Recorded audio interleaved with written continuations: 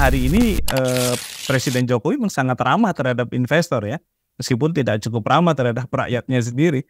Nah itu kalau dari catatan TI, siapa sih mereka ini? Dari mana asalnya?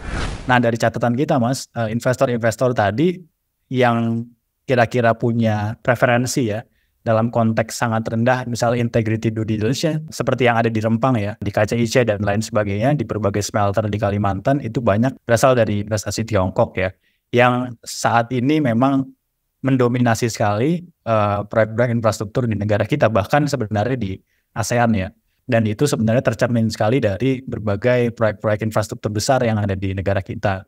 Makanya kemudian ketika Jokowi pertama kali menjabat, dibutuhkan satu payung regulasi khusus yang bicara soal PSN. Padahal kan sebenarnya secara urgensi tidak butuh-butuh amat. Dan dari segi pengawasan, kok kenapa ya dikurangin banget gitu.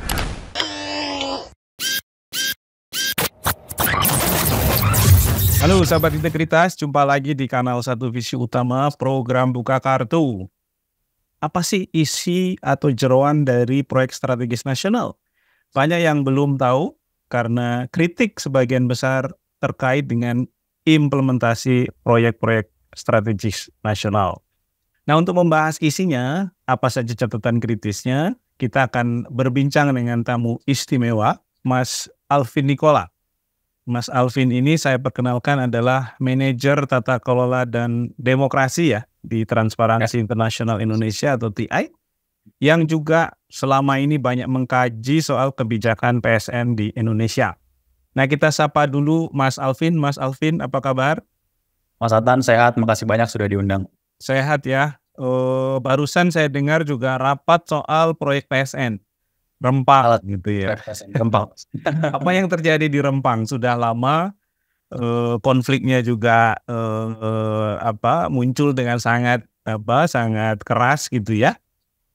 Dan ya sampai hari ini tidak ada kejelasan apakah proyek itu di-hold, dibatalkan, dan apa konsekuensinya bagi masyarakat di sana. Tadi gimana Mas Alvin diskusinya?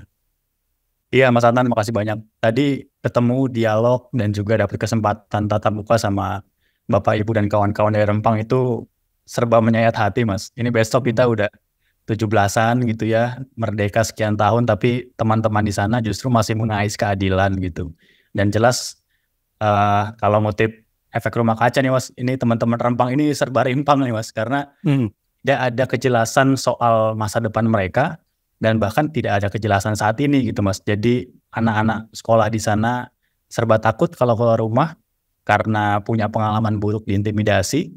Bapak Ibu nelayan di sana juga serba was-was gitu Mas, nyari mata pencaharian dan sehari-hari karena ketidakjelasan regulasi dan juga ketidakjelasan hukum ya. Kalau sampai saat ini memang proyeknya dalam fase ditunda dulu Mas pembangunannya. Tapi kita sementara juga mengetahui itu jadi salah satu dari sekian banyak pola ya pembangunan PSN yang memang nafasnya bukan nafas kebutuhan publik tapi investor. Itu sih Mas, jadi secara hukum masih tetap jalan, kebijakannya juga masih ada, tinggal nunggu siapa nih komandannya yang mau melanjutkan proyeknya. Oke, Mas Alvin, ini soal policy tadi ya. Kalau kita lihat kan PSN ini akarnya bersumber dari Undang-Undang Omnibus Law kalau tidak salah. Ya. Kalau kita rujuk peraturan pemerintah, Perpres mengenai PSN, itu kita lihat atasnya itu selalu ujungnya adalah Omnibus Law. Ya. Nah kalau dari sisi TI sendiri, apa catatan soal kerangka regulasinya Mas Alvin? Karena ini yang masih menjadi pertanyaan banyak orang, negara itu kan membuat aturan, membuat perpres ya ataupun peraturan pemerintah, undang-undang yang isinya salah satunya itu menetapkan satu proyek yang disebut sebagai proyek strategis nasional. Banyak proyek pemerintah yang tidak dikategorikan proyek strategis nasional. Nah, pertanyaan pertama, apa bedanya proyek pemerintah yang biasa dengan yang dikategorikan proyek strategis, Mas Alvin? Menurut regulasinya, jangan-jangan sebenarnya ini cuma permainan teks aja gitu. Kalau kita sering ngeplesetinnya dengan bukan proyek strategis nasional Mas, tapi proyek serba nepotisme karena sebegitu mudahnya orang-orang yang punya kendali politik dan juga pengaruh politik untuk mengajukan, mendesain dan bahkan menentukan mana tadi yang masuk dan bahkan yang dicabut Mas. Nah ini kami kira juga jadi salah satu yang perlu digarisbawahi karena desain kebijakannya bermasalah sejak awal karena memudahkan orang-orang yang punya pengaruh politik tadi, kalau bahasa kerennya political exposed person ya Mas, PEPS itu untuk memberikan atau masukin pesanannya dalam bentuk proyek infrastruktur. Nah, tadi ada cerita menarik tuh Mas ketika kita diskusi sama teman-teman, mereka cerita semingguan ini mereka safari gitu roadshow ke berbagai stakeholders, kementerian, ombudsman, teman-teman masyarakat sipil juga. Mereka menanyakan hal yang harusnya ditanyakan oleh pemerintah di awal Mas. Jadi mereka menanyakan bagaimana pembagian lahannya, bagaimana pembagian konsesinya, dan bagaimana sebenarnya desain kebijakan ini disusun sejak awal. Itu kan diskusi-diskusi yang harusnya bukan dilakukan di tengah atau di saat-saat sekarang ya Mas. Sudah 1 tahun pasca bentrok itu terjadi, tapi harusnya di awal. Nah ini yang kita catat juga sebagai pola, bukan hanya di Rempang, tapi hampir 200-an proyek strategis nasional lain Mas. Bahwa proyek agenda-agenda deliberasi, partisipasi publik, dialog dengan warga justru tidak dilakukan atau dilakukan di akhir. Nah ini yang kami rasa juga membedakan ya antara PSN dan juga non-PSN. Nah dari segi kebijakan kita juga melihat tuh Mas, PSN itu mereka-mereka yang dapat proyek ini itu dapat berkah yang luar biasa besar karena dimudahkan proses pembebasan lahannya, dimudahkan proses perizinannya, pengadaannya jadi serba cepat dan hampir tanpa pengawasan dan juga kendali mutu ya dari segi sosial maupun lingkungan.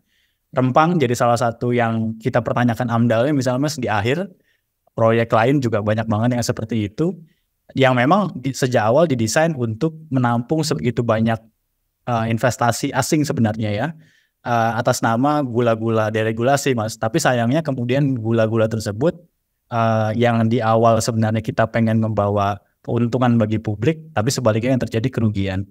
Nah itu Mas yang aku rasa membedakan ya. Dan ketiga, memang selain banyak banget kemudahan, kita juga mencatat bahwa nggak ada soal integrity due diligence nih Mas. Jadi uji tuntas integritas di hampir 200-an proyek PSN itu sejak 2014 ya di era pemerintahan Jokowi, itu hampir seluruhnya tutup mata soal ini. Jadi bahkan Mas Atan kalau bicara soal alurnya, mudah banget tuh kepala daerah, orang-orang yang punya influence tadi untuk menyampaikan usulan PSN kepada satu badan di bawah Kementerian Perekonomian, koordinator perekonomian. Nah lalu kemudian proses assessment-nya juga serba cepat ya. Yang itu kemudian hampir seluruhnya menutup ruang partisipasi warga. Jadi makanya nggak heran tuh teman-teman setelah setahun berjuang, bentrok sana sini, dialog sana sini, justru yang ditanyakan itu hal-hal yang sebenarnya prinsipil harus di perencanaan. Betul, di perencanaan. Itu yang membedakan. Mas Alvin, tadi disebutkan salah satu yang membuat PSN itu menarik karena banyak sekali gula-gulanya, terutama bagi para investor. Apapun proyek yang mereka buat ya, mau proyek infrastruktur atau proyek di Rempang itu kan sebenarnya eksploitasi sumber daya ya. Ya, satu tadi regulasinya dipermudah, kemudian perizinannya mungkin juga dipercepat gitu ya. Ada lagi bantuan terhadap pengambil alihan hak lahan ya. Yang ini yang seringkali menimbulkan konflik serius ya dengan masyarakat. Kemudian ada lagi mungkin soal keamanan, jaminan keamanan ya, karena aparat penegak hukum itu pasti akan berpihak kepada proyeknya kan, daripada kepada masyarakatnya. Hal itu terjadi di banyak konflik yang kemudian juga menimbulkan korban ya. Nah, bukan hanya kehilangan tanah, kehilangan rumah, tapi juga korban fisik ya. Nah, yang lain apakah juga termasuk ada APBN nih yang juga dialokasikan gitu? Ada nggak soal anggaran nih di luar soal tadi kebijakan-kebijakan yang memberikan kemudahan? Ada banget Mas. Jadi yang kita lihat memang garis besarnya itu ini soal paradigma pembangunan ini Mas kalau kita lihat. Jadi Jokowi kan kemudian sangat mengedepankan paradigma yang apa-apa infrastruktur first lah. Jadi sulit sebenarnya melihat, mengukur ketika kebutuhan belanja infrastrukturnya itu saat ini ya jauh lebih besar daripada kemampuan kita untuk membiayainya. Jadi akhirnya nyari modalnya dari mana-mana tuh Mas. Nah salah satunya yang kami rasa juga akhirnya sangat merugikan adalah melalui skema PMN ya, penyertaan modal negara yang kemudian banyak sekali dalam konteks itu menunjuk ya BUMN kita untuk segera bagaimana caranya gitu kira-kira untuk mempercepat proses pembangunan proyek. Nah dari situ kan kemudian kita juga lihat di saat yang bersamaan banyak misalnya anggaran-anggaran kita yang harusnya dialokasikan untuk subsidi energi tertentu misalnya Mas. Tapi kemudian terpaksa dipotong karena ada keinginan infrastruktur first tadi Mas untuk membiayai proyek-proyek infrastruktur kita. Deregulasi tentu tadi kita juga bicara mengenai hal itu, tapi juga investasi asing lain nih Mas yang berasal dari luar ya, yang dulu mungkin sangat development minded, tapi sekarang dibuka keran seluas-luasnya untuk siapapun. Nah siapapunnya ini nih Mas yang kadang-kadang kita tadi mau bilang bahwa sayangnya tidak memperhatikan uji tuntas integritasnya. Nah dalam hal itu kita melihat investasinya memang besar, lebih dari 1.000 triliun, tapi apakah kemudian 1.000 triliun itu bisa atau mampu ngasih dampak real ke publik? Ini masih jadi banyak pertanyaan.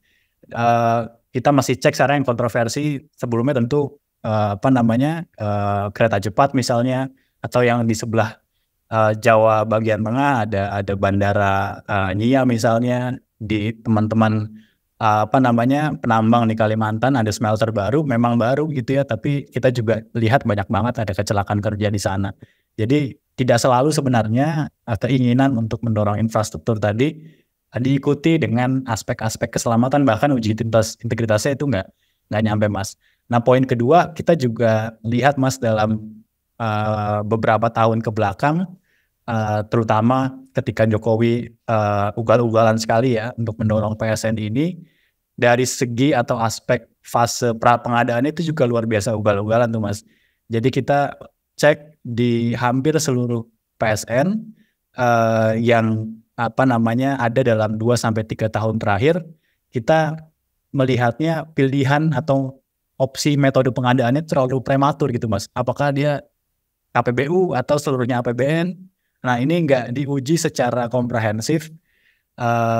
Keterlibatan government contracting unitnya ya, kalau biasanya ada seperti itu, ini juga nggak real dan nggak komprehensif. Makanya kemudian kita sering banget tadi teman-teman terbang juga bingung, ini banyak banget misalnya desain perencanaannya ada yang 7 tahap, ada yang 6 tahap, tapi juga beda-beda anggarannya dan lain-lain. Karena kenapa bisa terjadi? Karena memang sejak awal itu didesain secara arbitrary, itu sangat mudah diganti-ganti gitu sesuai dengan kepentingan di lapangan. Dan akhirnya kemudian ini juga Mas Antan mengabaikan resiko hukum, resiko teknis, keselamatan dan lain-lain. Mas Alvin, ini pertanyaan mungkin mewakili orang-orang awam lah. Kan sederhananya kalau negara keluar uang untuk sebuah proyek, dia juga adalah pemilik saham. Ya kan? Sederhananya begitu.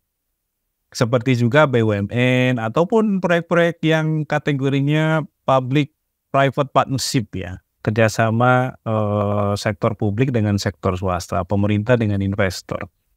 Nah dalam proyek-proyek PSN ini, apakah negara tetap mengendalikan mereka sebenarnya? Misalnya, kalau yang dekat sama kita lah, proyek PSN BSD, ya negara itu punya saham apa di situ? Kemudian gitu, apakah hanya nanti mendapatkan sesuatu dari pajaknya saja, atau ya dari apa yang disebut sebagai target pertumbuhan ekonomi gitu ya, karena kemudian dengan pertumbuhan ekonomi itu juga mengenerate pendapatan negara. Jadi secara tidak langsung saja, akan tetapi yang 1.000 triliun tadi ya dianggap itu hanya sebagai dukungan yang gratis gitu ya. Artinya ya itu nggak akan balik gitu, duit itu gitu. Kalau kita ngomong soal bisnis, itu nggak akan balik karena hanya akan mensupport pelaksanaan dari tadi ya, proyek yang disebut sebagai PSN tadi. Gimana Mas Alvin tata kelolanya ini? Iya, kita sempat cek juga tuh Mas karena penasarannya sama gitu. Tapi sayangnya hampir tidak ada informasi ya yang dikeluarkan resmi pemerintah itu soal multiplier effect apa yang dihasilkan dari proyek-proyek infrastruktur dalam kategori PSN. Nah, pada akhirnya kita mau bilang ini jangan-jangan menguap begitu saja dan jadi arena rent seeking baru ya Mas, kira-kira gitu. Dan dalam konteks itu misalnya dokumen lain misalnya Mas kan banyak analisis soal dampak investasi dan lain sebagainya. Itu juga tidak cukup menggambarkan dampak real ke pertumbuhan ekonomi dan lain sebagainya, Mas. Bahkan misalnya kita bisa cek kajian beberapa teman-teman misalnya di area pembangunan smelter misalnya, atau di beberapa daerah lain yang memang ada PSN-nya, bendungan dan lain-lain ya, itu sangat minim lah. Nggak sampai 20-30% dampak langsung ke pertumbuhan ekonomi sekitar. Apalagi itu yang dibanggakan tapi itu. Betul. Apalagi di pidato Presiden tadi pagi kan juga disebut ya, Sulawesi itu dengan smelter 20% pertumbuhan ekonominya. Tapi kan kemudian dihitungnya total ya Mas ya, bukan hanya karena smelter itu. Betul. Jadi dalam pidato tadi juga nggak pede-pede amat gitu Mas Jokowi ngomongnya. Kita mau bilang gitu dan itu clear kok di berbagai dokumen yang bisa diakses oleh publik tidak cukup ada confident ya dari pemerintah bahkan untuk mengonfirmasi mengenai hal itu. Di saat yang bersamaan Mas, kajian teman-teman KPK kan juga bilang bahwa proyek infrastruktur secara umum ya, bukan hanya di PSN itu jadi arena rent seeking baru, bahkan 40%-nya itu angkanya di markup Mas. Jadi kita boleh banget curiga bahwa tadi duit kita yang jadi pemegang saham tadi bukan digunakan seluruhnya misalnya untuk pembangunan, tapi ya tadi untuk pembiayaan lain di luar itu. Termasuk temuan PPATK ya pada awal 2024 yang menyebutkan proyek PSN ini kira-kira bocornya sampai 35% ya. Kalau dari 1.000 sekian triliun itu kalau dari dalam kalkulasi yang kasar itu sekitar 555 triliun. Katanya ini yang disebut oleh PPATK itu bocor. Nah, oke lah, ini soal tata kelola yang tadi bermasalah ya. Mulai dari penyusunan kebijakannya, pelaksanaannya. Nah, ini yang kita akan masuk topik lainnya adalah soal investornya. Negara, pemerintah nggak punya uang terlalu banyak. Meskipun tadi 1.000 sekian triliun sudah dialokasikan untuk sebagian besar proyek PSN. Tapi kami menduga itu hanya untuk mendukung saja. Tapi tetap untuk mengerjakan proyek itu pemerintah butuh investor. Ya, investor dibuka karena memang hari ini Presiden Jokowi memang sangat ramah terhadap investor ya. Meskipun tidak cukup ramah terhadap rakyatnya sendiri karena banyak yang kemudian tergusur gara-gara proyek ini. Nah, itu kalau dari catatan TI, siapa sih mereka ini? Dari mana asalnya? Iya, yang sebelum menjawab itu Mas, yang menarik memang di era 10 tahun Jokowi ini ada dua tonggak aturan penting ya, yang sebenarnya menandakan ini arus gelombang investornya kemana. Satu itu kan di tahun 2015 Jokowi pernah mengeluarkan PP soal pengadaan tanah ya, yang baru merevisi sebenarnya yang dulu pernah diamini SBY waktu itu. Yang sebenarnya salah satu poinnya adalah negara berhak ngapain aja untuk ngambil tanah, bahkan menggunakan excessive force, yang itu juga catatan Komnas HAM terakhir mengonfirmasi hal itu. Nah, kedua di PP 62 2018 ini soal penanganan dampak sosial nih Mas, ini juga penting karena seakan-akan memperbolehkan cara apapun lagi-lagi dalam pengambil alihan tanah maupun juga selama proyek itu berlangsung begitu. Jadi artinya kita melihat dalam kacamata itu ada kebutuhan misalnya dari berbagai investor dalam negeri maupun luar untuk mengakselerasi proses pengadaan tanah yang dalam hal ini sangat penting dibutuhkan upaya apapun tadi. Nah, dari catatan kita Mas, investor-investor tadi yang kira-kira punya preferensi ya dalam konteks sangat rendah, misalnya integrity due diligence-nya tentu seperti yang ada di Rempang ya, di KCIC dan lain sebagainya, di berbagai smelter di Kalimantan itu banyak berasal dari investasi Tiongkok ya, yang saat ini memang mendominasi sekali proyek-proyek infrastruktur di negara kita, bahkan sebenarnya di ASEAN ya. Catatan kita juga menunjukkan tren itu meningkat bukan hanya di Indonesia tapi juga di berbagai negara lain melalui skema Belt and Road Initiative itu ya Mas, yang sejak mungkin 10 tahun terakhir jadi tonggak kebijakan luar negeri baru ya dari Tiongkok. Jadi melalui pendanaan asing mereka mengharapkan influence-nya menambah besar gitu kira-kira. Dan kita Mas adalah penerima dana BRI terbesar ya di seluruh Asia saya rasa, dan itu sebenarnya tercermin sekali dari berbagai proyek-proyek infrastruktur besar yang ada di negara kita. Makanya kemudian ketika Jokowi pertama kali menjabat, dibutuhkan satu payung regulasi khusus yang bicara soal PSN, padahal kan sebenarnya secara urgensi tidak butuh-butuh amat, dan dari segi pengawasan kok kenapa yang dikurangin banget gitu.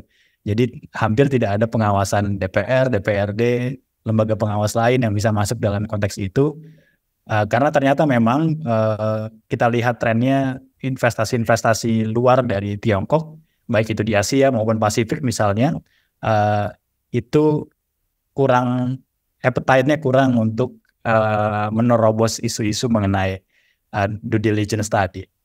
Di beberapa negara Pasifik misalnya Mas, mereka sempat cerita ke kami juga, itu kalau kita mendarat ke negara mereka itu mulai dari bandara itu investasi Tiongkok, lalu kemudian jalan tol menuju kota itu investasi Tiongkok, di kotanya pun gedung-gedungnya termasuk ya. Dan itu kita bukan bilang bahwa kita menolak investasi asing, tentu tidak, tapi integrity due diligence ini harus terus dan tetap diperhatikan. Nah ini soal integrity due diligence ya, soal kepedulian dan komitmen negara ya, terutama investor dalam mematuhi prinsip-prinsip tata kelola. Kalau kita tengok ke Eropa, mereka terikat dengan aturan-aturan konvensi Uni Eropa. Ya, negara-negara G20 juga begitu, G7 juga begitu. Amerika punya FCPA, sehingga mereka juga nggak bisa sembarangan. Misalnya ya abaikan HAM, abaikan lingkungan, abaikan soal korupsinya gitu ya. Yang penting investor masuk, jalan proyeknya. Nah, apakah karena itu pula kemudian karakteristik kebijakan kita juga jadi sama nih? Jadi klop nih ya antara pengambil kebijakan di dalam negerinya dengan investornya yang sebagian besar tadi dari Tiongkok gitu. Karena Tiongkok sendiri kan mungkin dari sisi penilaian TI merupakan negara yang dari aspek standar tata kelolanya atau good governance-nya juga masih dianggap perlu diimprove dengan sangat serius gitu ya. Apalagi mereka sekarang sudah menjadi negara investor, alih-alih sebagai negara yang misalnya hanya membangun untuk dirinya sendiri di dalam negeri. Catatan TI bagaimana Mas Alvin? Iya, betul Mas analisanya. Kenapa? Karena memang kita juga melihat ada kebutuhan yang klop gitu ya tadi, antara negara yang butuh pendanaan cepat dan besar karena tadi paradigmanya adalah paradigma infrastruktur first, dengan kemampuan pembiayaan yang bisa juga dikasih secara cepat dari negara itu. Jadi aku kira secara pragmatis tentu pemerintah melihat hal itu juga ya, meskipun dalam 1-2 tahun terakhir ketika banyak sekali kritik, mereka berusaha diversifikasi tuh ke Arab Saudi dan lain sebagainya, Timur Tengah.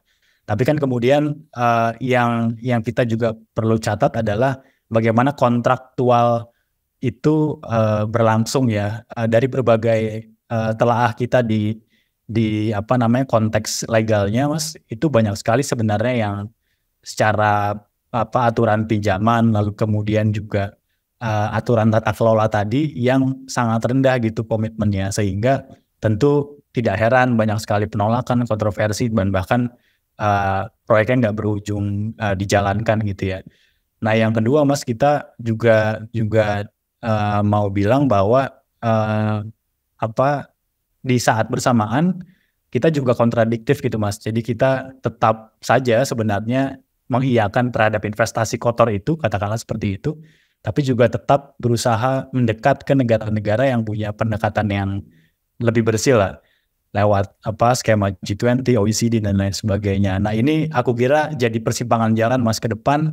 Indonesia mau komitmen pilih jalan yang mana kira-kira begitu, karena aku rasa nggak bisa terus dua kaki seperti itu. Dan pada akhirnya bukan hanya investasi yang nanti yang bermasalah, tapi juga dampaknya tadi ke publik yang nanti akhirnya nggak tersampaikan begitu Mas. Oke, Mas Alvin, terima kasih banyak untuk insight dan catatan kritisnya dari TI soal PSN ini. Tadi sangat menggelitik PSN jadi proyek syarat nepotisme nih ya, karena keterlibatan adanya aktor-aktor political exposed person. Bahkan di kasus proyek food estate juga demikian ya, temuan Greenpeace di sana disebutkan para pelaksananya di lapangan itu ternyata berkelindan dengan partai politik tertentu. Demikian sahabat integritas, bincang kita dengan Mas Alvin Nikola, manajer tata kelola dan demokrasi dari Transparansi Internasional Indonesia. Sangat bermanfaat materinya. Silahkan sahabat integritas berbagi konten ini dengan yang lain, dan kita akan ketemu lagi di lain waktu. Sampai jumpa.